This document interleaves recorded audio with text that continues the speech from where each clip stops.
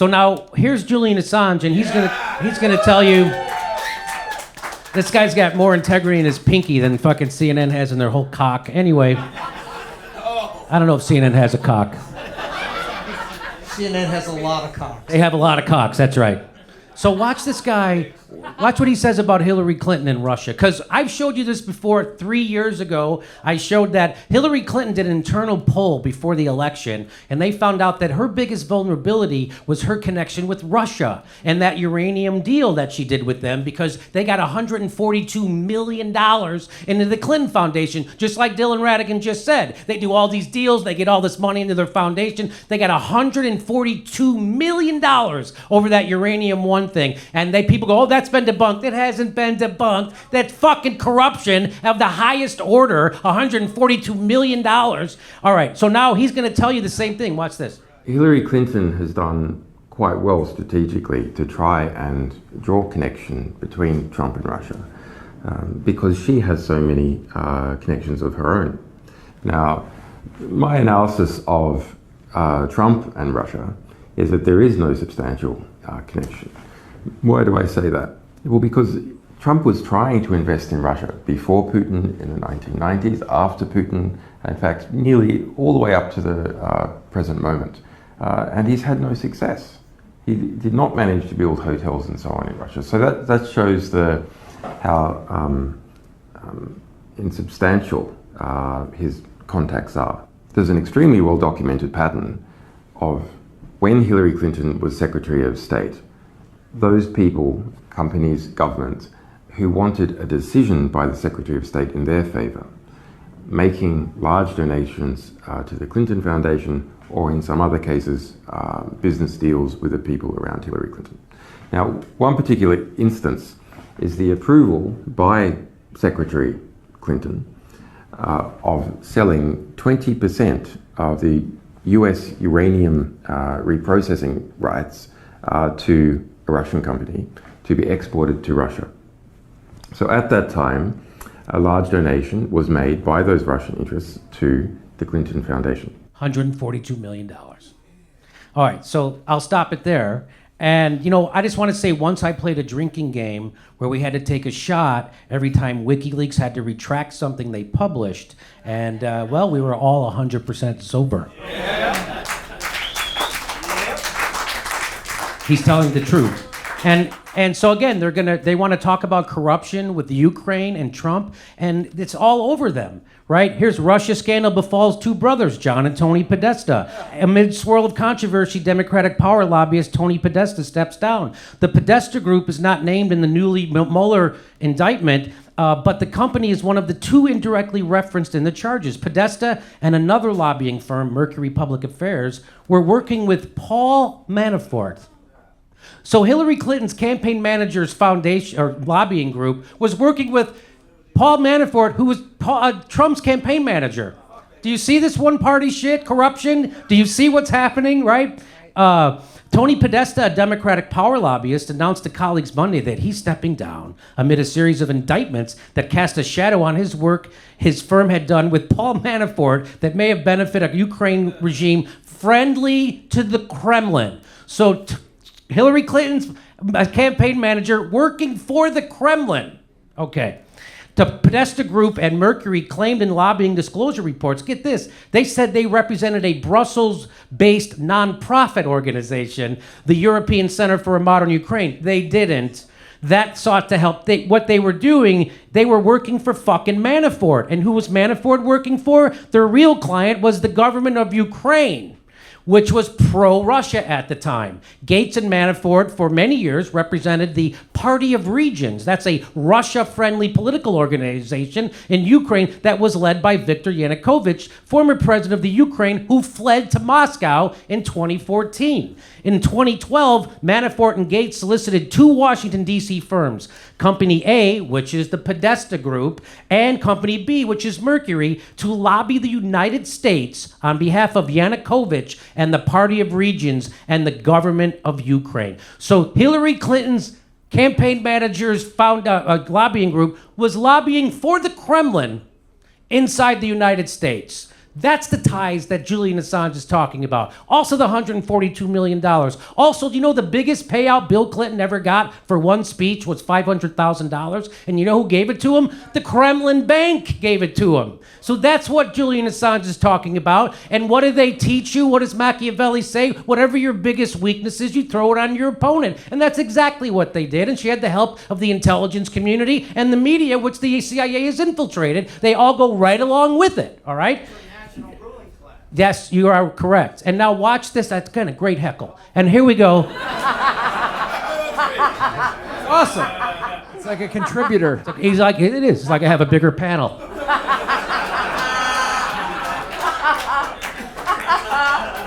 So now watch this. So here is John Podesta, Hillary Clinton's campaign manager, who worked for Bill Clinton his whole time in the White House too. And so now watch him get taken down by during the campaign. Do you find it odd that there's been so much attention on the Trump campaign and the Trump associates and potential collusion with Russians when in fact it's really the Democrats who have deeper and stronger ties to Russia? I mean, John, I've got to ask you about your own situation, your ties to Russian entities. You joined the board of a small energy company in 2011. 2 months later, a Russian entity directly funded by the Kremlin invested $35 million in the company. You were given 75,000 shares in a Russian company, which you failed to disclose when you became an Obama associate. Maria. Now, all that is true, and now watch what he says. It's not true. I fully disclose and was Well, watch. She doesn't let up. completely compliant with, and by the way, I divested before I went into the White House. Oh, yeah? Where did you divest it, John? A lot of people feel like you divested it to your adult children. I divested it consistent with the advice that I was given by the White House counsel's office. He gave his money to a fund that his daughter ran. That's his divestment. He didn't divest. He gave it to his daughter. Here we go. And I was fully compliant and fully transparent about what I had done. And so the fact that you're picking through my emails that were stolen by the Russians and released by WikiLeaks, Yeah, we have your emails. That's how we know it's true, John. That's how you know it's true. Or were you lying in your emails, you shit fucking liar? Getting a story which is not true is something that we have to deal with. So you weren't given 75,000 shares of stock in a Russian company? You were not given 75,000 shares? I didn't have any stock in any Russian company. So go back and get your facts straight, Maria. But That's not true, John. We know that you own 75,000 shares. You were on the board of Joe. It's not a Russian company. They own less than 5%. It's backed by the Kremlin. I didn't own any shares in that company, Maria. When you stepped off the board, you were given 75,000 shares from Jolie. No, that is not true. How many shares were you given, John? Maria, I didn't have any shares in any Russian company. I was on the board of an American company that did business here and only here. The Russian company had a small investment in that company.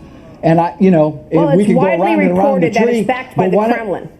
It's been widely reported that company's been backed by the Kremlin, and they gave you 75,000 shares that you had to disclose. They didn't give me any. Now, just imagine if this was Trump, right? They'd be like, "Oh my God, we got him! We got him! He was on that board. He took the $35 million, 70,000 shares." Blah, blah, blah, blah, blah. They just. But again, so this is the Democrats pretending this is not going to work. This impeachment, it's not going to work. Hang on. Into the Obama administration. Maria, you can keep leveling this charge. It is not true. Okay. They didn't give me anything. They had a small investment in a company I was on the board of. It was a clean energy company that was trying to deal with the issue of trying to produce energy, liquid fuel. From like a biotechnology process. It was based in Boston. The Russian company had a very small investment in it, and you could keep saying that they gave me stock, but they didn't. I'm just following all the widely reported information here, John. There's also Hillary Clinton, obviously. Maybe you're looking at widely reported information from InfoWars. No, I'm not. But it is not No, I'm not. true. This is Politico. This is the New York Times. This is the Wall Street Journal. No, it's That's not. what I'm looking at, John. No, it's not. Then Maria. there's Hillary Clinton. Then there's Hillary Clinton, of course, we know, who got $100 million from Russian companies after she allowed that Russian company to acquire 20% of the U.S.'s uranium. So the point I'm making here, John, is that there's much deeper ties to Russia on the Democratic side than there are on the Republican side. And it's just a hedge. Oh, my God. That's just a fact. That's just a fact. Trump wanted to do business in Russia. He's such a bad business guy, he couldn't do it. But guess who did? John Podesta. Guess who did? That's right. Guess who also? Hunter Biden. How about that?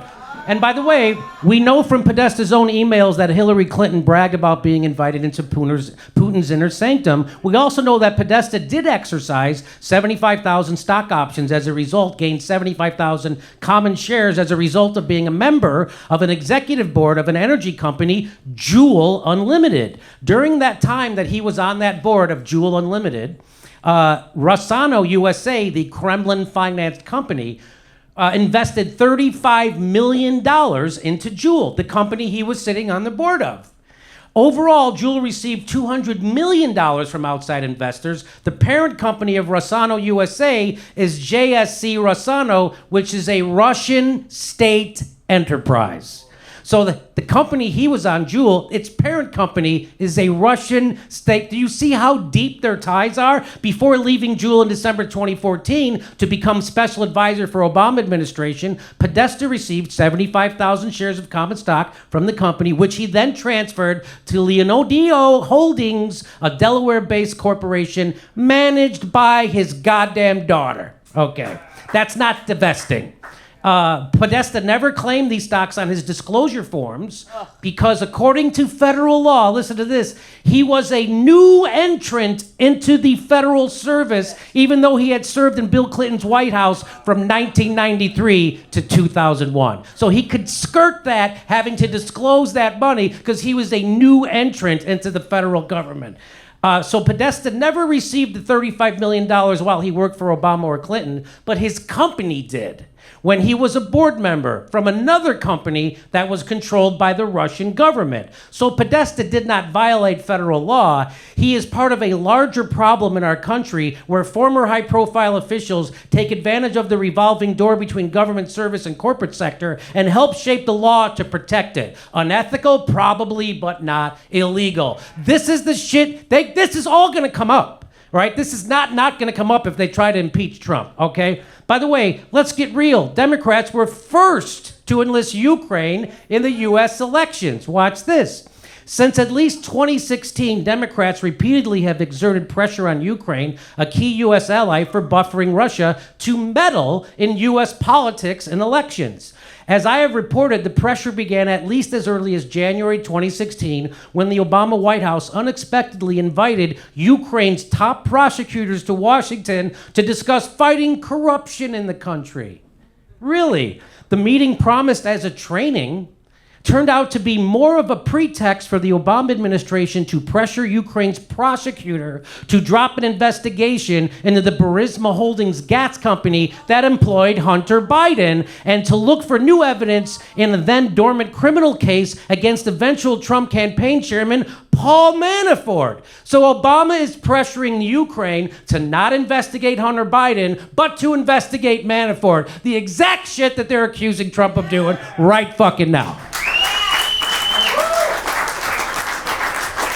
Valerie Chali, the Ukrainian ambassador to the United States at the time, confirmed to me, the writer of this report, to me in a statement issued by his office, that in March 2016, a contractor for the Democratic National Committee pressed his embassy to find any Russian dirt on Trump or Manafort that might reside in Ukraine intelligence files. They were fucking doing it. Yes! The DNC contractor asked Chali's team to try to persuade Ukraine's president at the time, Petro Poroshenko, to make a statement disparaging Manafort when the Ukraine leader visited the United States during the 2016 election. Chali said his embassy rebuffed both requests because it recognized they were improper efforts to get a foreign government to try to influence the election against Trump and for Hillary Clinton. So there it is. Again, it's fucking the exact opposite. Often, what people think, God created us in his own image and likeness. We created God in our own fucking image and likeness. And this is exactly what happened here. They invented Russiagate because they're the fucking Russiagators. They're the one in bed with Russia, and they're the corrupt motherfuckers doing all these deals with energy companies.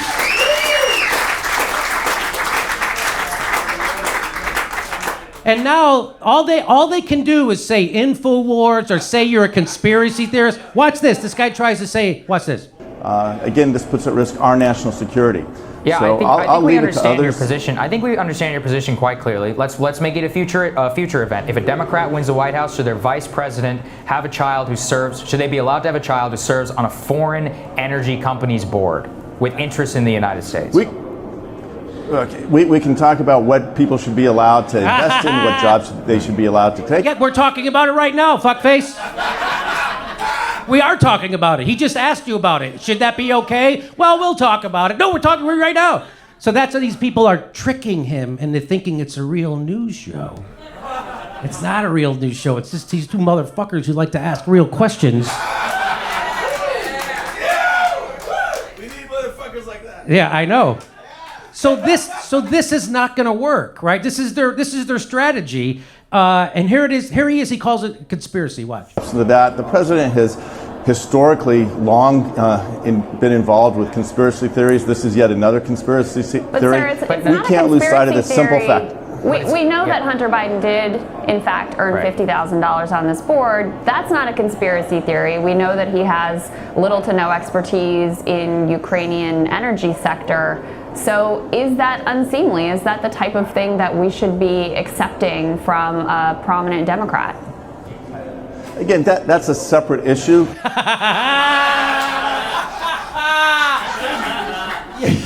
The Democrats are more corrupt than Trump, for fuck's sake. It's unbelievable, right?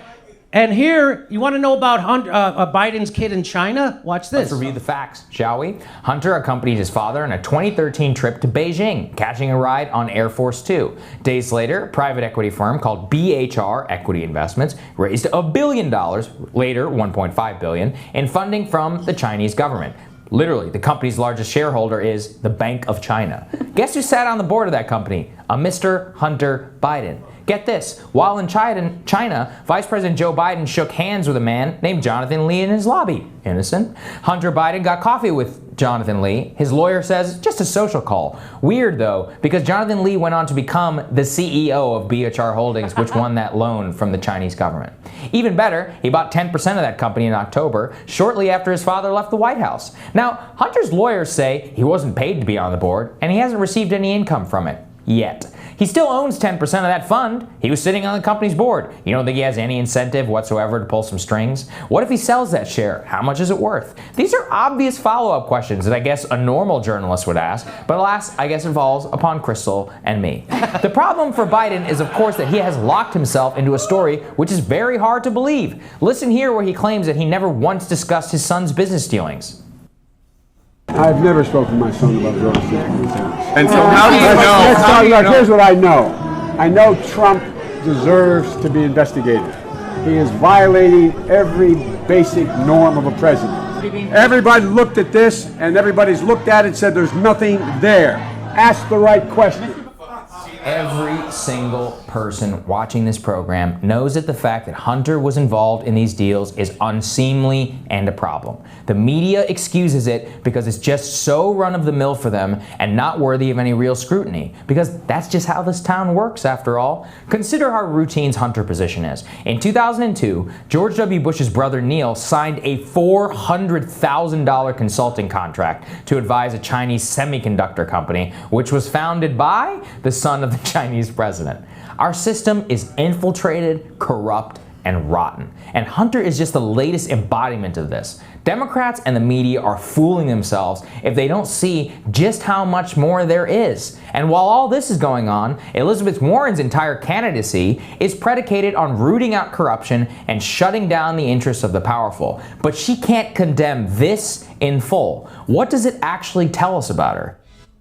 Well, here she is. Here she is. You saw this. Here she is. They asked her.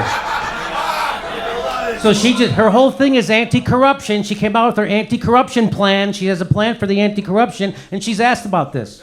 For two ethics plans, could you say whether or not under a Warren administration would your vice president's child be allowed to serve on a board of a foreign company? No. Why not? I don't know. I mean, I have to go back and look at details. This is what's called a tell. I think she had an earpiece. Like, she's like, no, and they're like, wrong answer, wrong answer, wrong answer, wrong answer. Deflect, deflect, deflect. Just say you're a stable genius. No. Say you're a stable genius. I guess she didn't have a plan for answering that question. You know what, Jimmy? I thought she had to confer with her tribal leaders. Oh.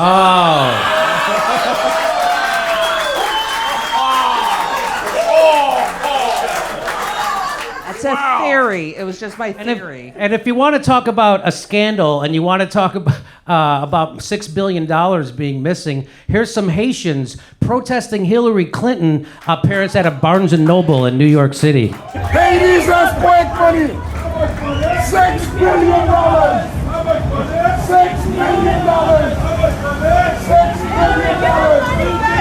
Where's the money? Bill Clinton. Where's the money? Hillary Clinton. Where's the money? Chelsea Clinton. Where's the money? Chelsea children. That's awesome. God bless those people. This is, you want to talk corruption? We can go all day. That's what they did in Haiti. How about boom, Nancy Pelosi's son, Paul Jr., went to Ukraine in 2017, was a board member of Viscoli, an executive at its related company, NRG Lab, which did energy business in Ukraine. And Nancy Pelosi appeared in a promotional video for the company. They're all fucking involved. They're all corrupt motherfuckers. Viscoli Holdings is now suspended in California. That's right. As of 2010, it listed two managers, David Strawn, Escondido of California, and Sergei Sorkin of Moscow, Russia, as their executives. And by the way, those two people weren't allowed to run that, so they had to shut that fund down. It was illegal what they were doing. All right. Oh, by the way, here's Joe Biden. So do you see it's never end? That's Nancy. It's everyone. It's all of them. And I'm sure when Chelsea Clinton got that job for $600,000 at NBC News, it was because she was such a good reporter. And now she sits on the board of Expedia. It's because she's a travel agent. What the fuck? All right, here we go. Joe Biden said, I will put the integrity of my whole career in public service to this nation up against President Trump's long record of lying, cheating, and stealing. Do you see how ridiculous this is? And here's what Aaron says. Your son got $50,000 gig with the Ukraine gas company months after you backed a coup there, and a lucrative deal in China after you flew him there on Air Force 2. I can't think of a worse person to try to challenge Trump on integrity.